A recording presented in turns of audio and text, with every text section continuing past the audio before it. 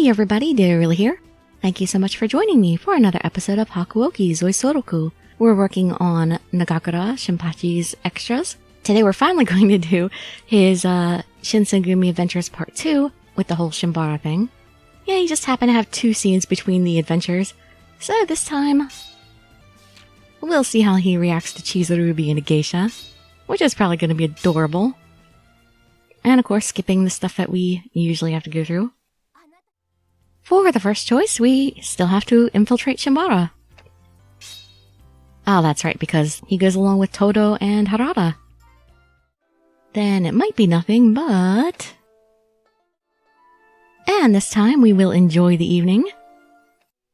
But this time, instead of snuggling up to Harada, we are going to take care of Nagakura. Before they even considered leaving, something had to be done about Nagakura. Nagakura, it's time to wake up. Gently shaking him didn't seem to have any effect. He simply shifted to a more comfortable position and resumed snoring. I swear, I just imagine he sleeps like a bear. Not good. Once he gets like this, it's impossible to wake him. We just have to let him sleep it off. I don't think this place will be too happy about that. Do you mind taking care of him for a bit, Yukimura? When he finally gets up, just send him back to headquarters. Alright. Really, we just use this room the whole time? Well, He can't stay here, though. He'll be in the way when they start cleaning this place. Is there another room we can move him to? Yes. There's a room in the back that's open. Heave-ho! After I saw Kondo, Harada, and Heisuke off, I returned to the room we'd placed Nagakura in. He was still soundly asleep, and I saw no indication that he was going to wake up anytime soon. So I'm alone with the sleeping Nagakura, huh? What was I supposed to do now? Just watch him sleep. Maybe I should get a cold cloth. I'd heard somewhere that if you cool the back of your neck, the alcohol in your system would wear off faster. Just as I moved to get up. Huh? Where am I? How did I get here? He hefted himself upright, staring around the room blearily. Oh, are you okay, Nagakura? Yeah, I'm totally fine. Nothing to worry about. I'd never get drunk off that much alcohol. I barely had any. Well, you were passed out for quite a while there, you know. I guess you were just tired. Oh. He said that, but it was obvious there was still alcohol in his system, though I wasn't sure how much. It seemed to have loosened his tongue, though, as he was more talkative than usual. He should probably stay here for a little longer, just in case. I didn't want him to hurt himself going back to headquarters. Suddenly he blinked and moved his head close to mine to stare at my face, his expression deadly serious. Uh-oh. Nagakura? What's wrong? Hey, hold up. Aren't you Chizuru? Yes, I am. I knew it. See? I've been telling guys since forever that you'd definitely be a stunner if someone polished you up. Aww. Are you so drunk that you totally don't remember everything that happened earlier? He swung an arm around my shoulders and began to slap me on the back. Hey, that hurts! Quick as lightning, his hands moved to grip my arms, and tears start falling down his face. Oh no, he's going to be a sad drunk today. But no, we're monsters for forcing a beautiful woman like you to dress like a man. Damn it. We'll never be able to apologize enough. Beauty like yours should be shared with all of mankind. But here we are making you hide it. Do you really want me to share my beauty with all of mankind? You don't want it for yourself? Don't worry. I don't mind. It had to be done. His emotions kept changing like quicksilver. I was having a hard time following them, so I decided to keep smiling while I answered as best I could. He scratched at the back of his head and mumbled so low I had to strain to hear him. I really would have taken him for a happy drunk. Maybe sometimes a brawling drunk. Well, this is a little embarrassing, bringing this up now and all. You look really pretty in that kimono, Chizuru. His face suddenly flushed. He broke eye contact and turned his head to the side. Oh, I do? Thank you. I knew he spoke those words only because he was drunk and didn't know what he was saying. But even though it was alcohol influenced, I was happy to be complimented. I felt myself warm all over. You were just entirely too modest, Chizuru. God damn it. Ugh, my head's pounding so hard, I can barely think. Huh, maybe I did have a bit too much. Yeah. Are you ready to admit it? Will you be alright? Should I bring you some water? No, I don't need any of that. This'll fix me right up. Ah! His head fell into my lap, and he shifted to get comfortable before sighing deeply. You could have asked first, you know. Huh? Hey! Nagakura, I don't... It's okay. Just for a minute, then it'll be good. Curling up a little closer. Oh, that sounds so adorable! He closed his eyes. All of the tension in his face and shoulders seemed to melt away. Just a big teddy bear. Just for a minute? My question came too late. He was already asleep, back to snoring softly. Why can't they give us CGs for him? They gave us a CG for the main guys in all their scenes. We're not getting any CGs for Nagakura. He has 4 of his own Days Past scenes. And you know, he had the 2 Shinsengumi adventures. We don't get any CGs for them. Come on, give us at least 1. But I guess it'll be the same for Sanan and Yamazaki too, huh? And nobody else has more scenes, so I guess everybody else gets gypped. I mean, I shouldn't complain because we got plenty of CGs, but I always want more. I'm a big art addict. Sorry. He looked so relaxed and happy that I feel horrible if I just pushed him off. Should I just let him stay? My heart thundered in my chest. He was so close. After a few moments of not moving, I finally got brave enough to glance down at him, and the carefree expression on his face brought a smile to mine. Oh, what am I going to do with you? Slowly, ever so carefully, I reached down and ran my fingers through his hair. It looked coarse, but proved to be soft. Huh? It didn't seem to wake him, though. He mumbled something too low for me to hear a few times. It was as if he was a little boy who fell asleep after an exhausting bout of play. Yeah, that sounds like him. He looked cute. It was a little odd to think that, since he was older than I was, but his sleeping face was clearly adorable. Suddenly, my ears caught something. Shinsengumi headquarters. That's right, Nishihon Wanji Temple. Several men seemed to be discussing something in the room next door. Oh boy. I think we should just bribe the monks, torch the place, and go ahead and kill the leaders of the Shinsengumi during the commotion. Is drunk Shinpachi gonna go on a killing rampage? Oh man, he's awake right away. What? The Shinsengumi? Nagakura's eyes flew open, and he bolted to his feet. In a flash, he'd moved from my side to slam the sliding door open. He shouted at the men inside with a voice that brooked no argument. I'm Shinpachi Nagakura, Shinsengumi captain of the 2nd Division. You're going to tell me everything, understand? Shinsengumi, here. How did they? Doesn't matter. It looks like he's alone. Get him. You're gonna regret that. The hell? You want to fight? Don't think I'll go easy on you just because I've had a bit to drink. Here I come. I half expected him to just rush in there and just beat everybody up without even asking any questions. The confrontation devolved into a major brawl that spilled out into other rooms, but ultimately Nagakura was victorious. Oh my god! One-man wrecking crew. I wasn't sure if he beat it out of them, but somehow he got the details of their plan for attacking the Shinsengumi headquarters. Did we have to pay cost for repairing the Sumi? A few days later, I was out on rounds with the 2nd Division when we passed near Shimbara. Oh, by the way, I never told you how impressed I was about how you managed to arrest all those warriors the other day. Nagakura glanced at me blankly. He was too drunk to remember, wasn't he?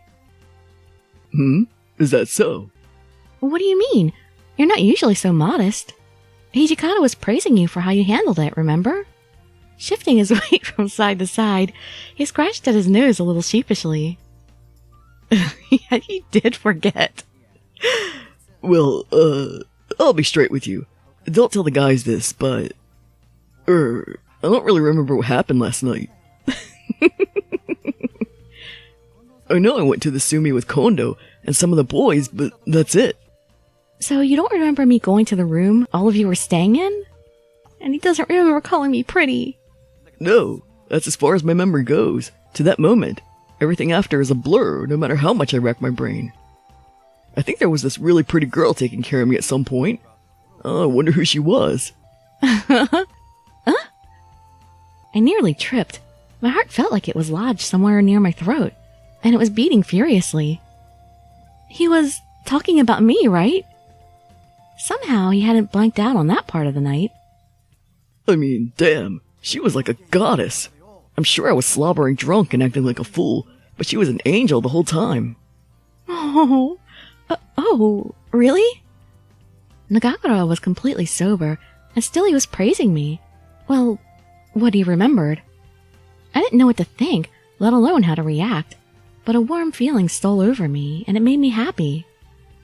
Yeah, I got to sleep on her lap, and she fanned my chest.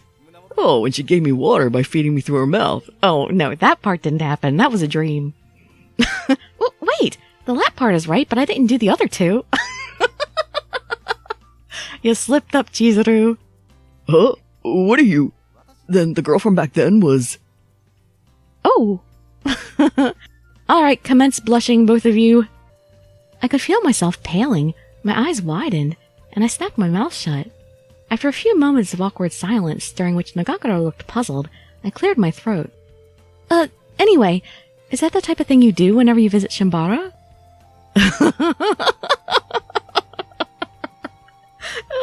You look horrified. He looks like I'm 8 years old and I just asked him what sex was or something. The blood rushed from his face this time. Gasping like a fish, his eyes darted back and forth before his jaws closed with a click of teeth. He jerkily shifted in a posture of nonchalance, affecting an air of innocence while simultaneously avoiding my gaze. Yeah, that don't seem suspicious at all. No? Very believable. Why are you stuttering? You're acting kind of strange. I have no idea. What are you talking about? His shrug was exaggerated for some reason. All of a sudden, his head swung out to something in the distance. Hey, look! That man's acting really suspicious over there. I'm gonna go check it out. He was on the other side of the street faster than I could blink. Hey, wait, Nagakura! Why are you avoiding my question? I won't be fooled by that. I picked up my pace and hurried after him. The side of Nagakura I had seen while we were at the Shimbara was different, and I felt like I understood him a little bit more. But it was clear that he would always be himself, no matter what. A big sweetie. Big softie. And I do mean big. I mean, I kind of get the impression he's the beefiest of the guys in all the Shinsengumi. They never really talk about it, but I feel like he is.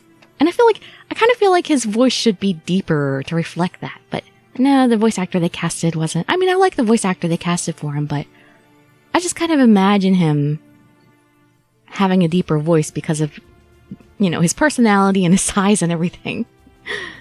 Alright, well, I think we got enough time to squeeze in Days Past 3, so let's try it. Because Days Past 4 is probably longer because it's the last one. May 1867. The protagonist notices that Nagakura is having a hard time dealing with the loss of his friends, and spots him one night training beneath a cherry tree. Well, if there are enemies, then I'll have to kill them. Is probably what Hijikata would say. You are a good guy, Shinpachi. Nagakura's voice betrayed his inner turmoil. If Ito and his men chose to lead the Shinsengumi, then there might come a day when we would have to consider them enemies. If that day came, it would mean battle with Heisuke and Saito, two men Nagakura had known and fought beside for years. I couldn't imagine what that felt like. And I scolded myself for being unable to say something to cheer him up. Well, if you can't think of something, you can't. Better than saying something you might regret. April 1867. Ito and his men left the Shinsengumi and founded their own organization, the Guardians of the Imperial Tomb. Some members of the Shinsengumi chose to leave with them, including Heisuke and Saito. The loss of even a few of their captains left the Shinsengumi shaken and had a deleterious effect on both efficiency and morale. And as if that weren't dire enough news, Okito's condition continued to worsen, and that kills me every time I hear it. To fill the spaces left by the departures, warriors were reorganized, and shifts for sub-captains were changed. The captains found themselves with little time for anything save their duties. I began to wonder when some of them were sleeping, or even if they were sleeping. May 1867. A month had passed since Ito's exodus, and the Shinsengumi was still adjusting. That night, there were cherry blossoms clinging to the trees. In Days Past, Part 3. May 1867. I wanted to clean the compound, so I had picked up a broom and headed outside. I squinted. Was that Nagakura and Harada? Well, not exactly an uncommon sight. They looked to be in the middle of a conversation, so I began to move away, but they noticed me almost immediately. No escape now. Hey, Chizuru. You going off to clean? Man, you're working hard. Well, yes, I am. It's my job. I hope your day's going well. I smiled as I answered, but when I noticed how stern they looked, my face fell. How's Soji? You were checking up on him, right? Yes, he doesn't seem to be feeling too good today. Nagakura sighed, but he looked more concerned than exasperated. He doesn't eat, and when he does, he's pickier than a spoiled kid. He's got no grit, and he's got the attention span of a puppy. That's why it takes him forever to recover. You know, half of those qualities apply to you as well. Yeah, well, you eat too much. You'll put anything in your mouth that isn't rotting, and you've got so much grit, you might as well be gravel. I love Harada so much. Hey, you say all that like it's a bad thing. Say it loud and proud, Shinpachi. Anyway, still seems kind of strange that Okita's out with a cold for this long, even for him. I guess at this point I knew the truth. He seemed worried, and perhaps not entirely convinced that Okita was only suffering from a cold. Yeah, I think they all figured it out. Nagakura fell silent and gazed up at the red sky. I wonder how Saito and Heisuke are doing. You know how all the Ito guys are just a bunch of ass-kissers. Just can't see those two hitting it off very well with guys like that. Well, Saito doesn't exactly hit it off with anybody. It seems like a sudden change of subject, but... to Nagakura, those were probably both issues of the same weight. No doubt he was worried about all three of them. If they ever decide they want to come back, I'd be happy to talk to Kondo about it. Something in his voice sounded very sad. Every so often I would find myself consumed with sadness at the departure of Heisuke and Saito. But for Nagakura and the others, who had known them far longer than I had, that feeling was undoubtedly felt much more deeply. Shinpachi, you've been filling in for Soji, right? Taking care of the 1st Division and training new recruits? Are you doing alright? Seems like a pretty heavy load. Of course it is. I can only be in one place, but Kondo and Hijikata are sure as hell trying to tear me in half. His tone said he was trying to play it off as nothing, a joke. But in his eyes, I could see that it wasn't. He really feels like they're trying to tear him apart. But when Soji feels better and Saito and Heisuke come back, I don't want everything to be a mess, you know? Oh, he kept hope alive. There was a note of almost forlorn hope in his voice. What if Okita didn't improve? What if Saito and Heisuke never returned? Nagakura knew those were possibilities, I was sure, so perhaps this was his way of staving off the fear that threatened to overwhelm him. Nagakura was usually such a force of optimism. However, seeing him so distraught made me sad. I was hoping I might cheer him up. Ha! Gotcha! Nah, I'm just throwing all the busy work to Shimada. I'm doing fine. Are you really? Look at that smile. And when Soji gets better, I'm gonna make sure he does double shift to pay me back for covering his ass. As for Saito and Heisuke, it's not like there's no chance they'll come back. Anyway, it's almost time for me to go on rounds. I'll see you chumps later. Bye! Nagakura? He was gone before I could stop him. Still can't lie to save his life. Then again, I guess I'm not one to talk. He watched Nagakura go with a crooked grin. I thought that night's patrol was Harada's, not Nagakura's. I guess he's feeling sad. Of course he is. A couple of his best and oldest friends left. Who wouldn't be sad?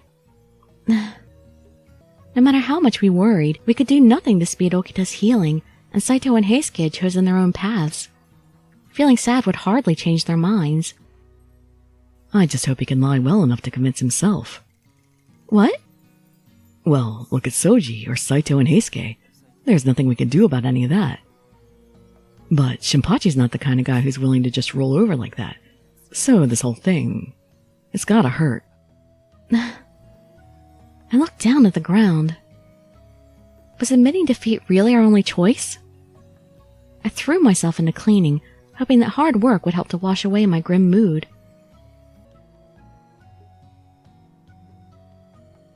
Much later, I was on my way back to my room to get ready for bed when I remembered I hadn't prepared the food for breakfast. I hurried back to the kitchen. Alright, there we go. I took out the clams I'd bought that evening and put them in water so they would spit out the sand they'd ingested. With so much bad news fresh in our minds, I hoped eating something delicious would help buoy our spirits. My preparations finished, I headed back toward my room. And I ran into Nagakura? I was halfway there when... Huh? I heard the sound of someone grunting with efforts, and the soft hiss of a sword moving through the air. Somebody's practicing. I scanned the dark courtyard until I spot a shadow near the edge. Was it an intruder? If so, I need to report. No, it was... Ah, CG! Look, finally! A new picture of Shinpachi! Awesome! Damn it! The silver line of his sword flickered through the moonlight beneath the soft pink cloud of cherry blossoms in the trees above him. It was picturesque, as though I'd wandered into a painting. Nagakura, however, was ignorant of its beauty. To him, there was only the sword. Every muscle of his body was pulled taut with strain of the body and strain of the heart. Whatever he was fighting, only he could see. As I watched him there, I felt pain like a knife in my heart. With each swing, I could see his own pain deepen. I stepped forward onto the path. The crunch of gravel under my feet, unexpectedly loud, echoed through the silence of the night. Nagakura stopped and looked in my direction. Chizuru, how long have you been there? Not long, just a few seconds. I'm sorry, I'll be going. He laughed awkwardly, trying to brush off something both of us knew I wouldn't soon forget. Well, I can't skimp on training, you know. I get out of shape otherwise, so, It was a weak lie, and we both saw through it. I'd seen the men train, and what Nagakura had been doing was not training. Is something wrong? Are you okay? I know I'm kind of butting in, but do you want to talk about it? Sometimes just telling somebody else what's wrong can help you feel a lot better. So, Nagakura sighed and wiped the sweat from his forehead. When he spoke, his voice was flat and resigned. I don't know if I'd say something's wrong, really. I guess I realized some stuff. What do you mean? He looked up at the moon and fell silent. We stood there for several long moments before he started to speak. Look, I love a good sword fight. When you're up against someone who's better than you, you don't have room for other thoughts, right? All you can do is figure out how you're going to outsmart him and get away with your life. It's just you and him, nothing else matters. I think the first time I picked up a fencing stick, I was 8, maybe 9. I've always been the kind of guy who just dives in head first, and I was already a fighter, so I got good pretty quick. I nodded as he spoke. I knew how strong he was. I'd heard from plenty of people that he was on par with Okita and Saito, or possibly even better. Wow, I'd never heard that. That's pretty good, because, yeah, they always talk about Okita and Saito being the best swordsmen. Hijikata's probably up there too, but they don't talk about him too much, really. It was something of a hot topic among the rank and file, in fact. Anyway, I started wandering around with my wooden sword and my practice armor and tested my skills with anyone who'd let me. That's how I met Kondo and the other guys. Huh, as a wandering practicing swords kid, huh? I was pretty surprised, honestly. Kondo was a beast, but nobody had heard of him. That blew my mind. I remember Hijikata saying that he wanted to get Kondo the kind of recognition a guy with that kind of skill deserved. I could imagine Hijikata saying something like that. Likely they had all been thinking the same thing when they first came to Kyoto. And after the battle of Ikeda Inn, the Shinsengumi's name had been on everyone's tongue. The reality they dreamt of back in Shiei Hall had come to pass, but... But, see, the thing I love about Kondo was that, even though he was poor, and people were always taking advantage of him, and his wife kept telling him to get rid of us, he never did.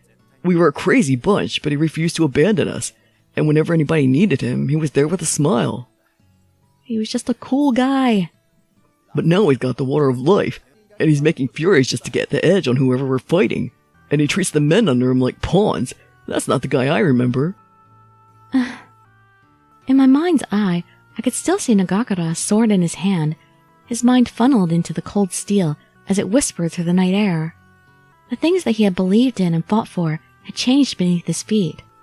He couldn't decide if he should continue down this new changed path or abandon it altogether, and that had thrown his heart into turmoil. Perhaps he had hoped that with his hands on his sword, where he felt they belonged, he could see his way to the truth. Man, this isn't like me, huh? I know worrying about all this is pointless. How come I have to figure this stuff out?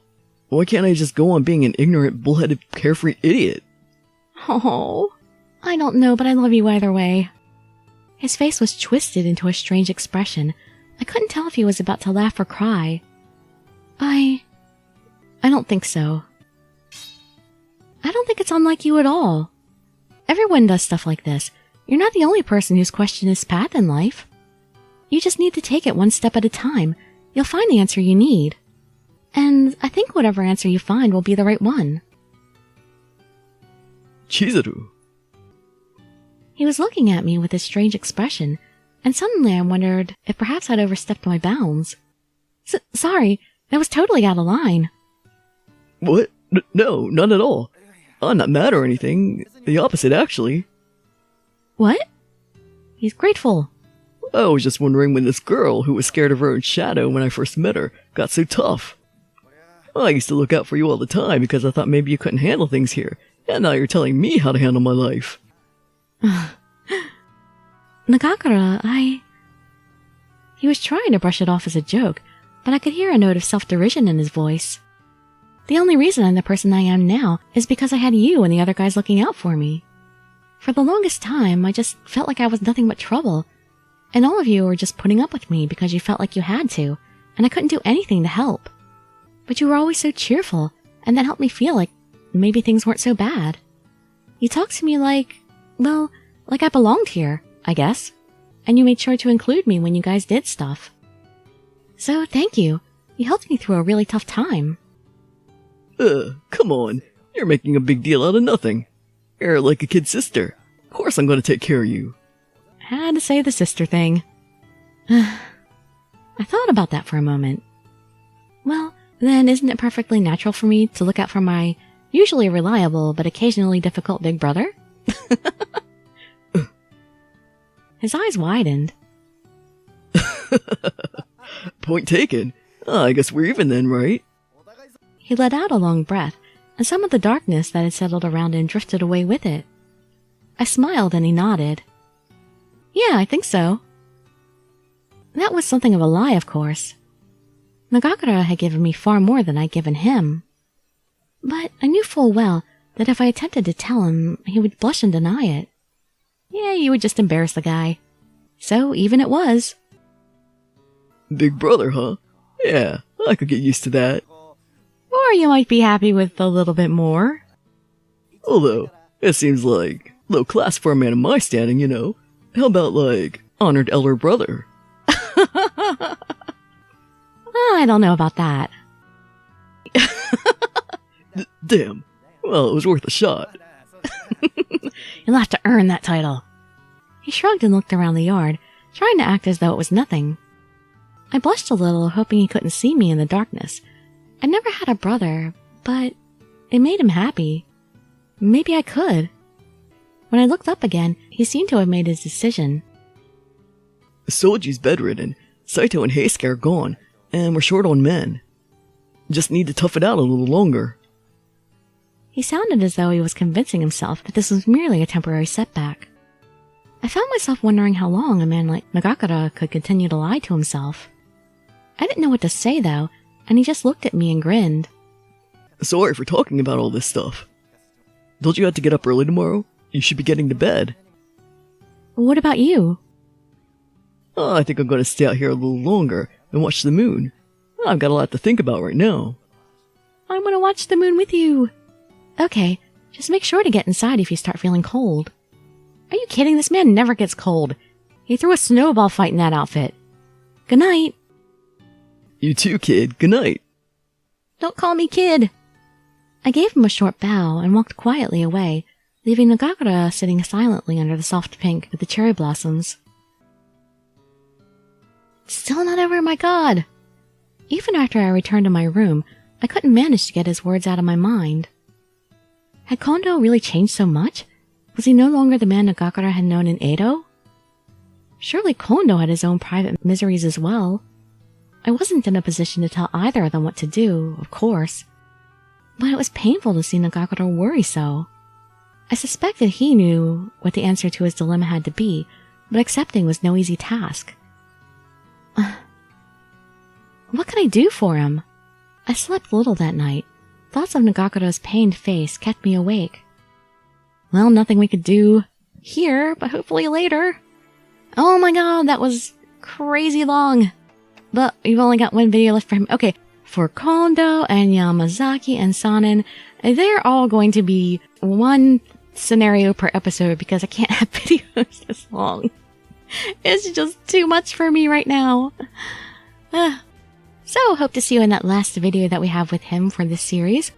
And I'd be so grateful for any likes, comments, subscriptions, or shares with your friends to show some support. Thank you so much for joining me, and I wish you all health, happiness, and safety. Dirili signing out. Bye bye, everybody.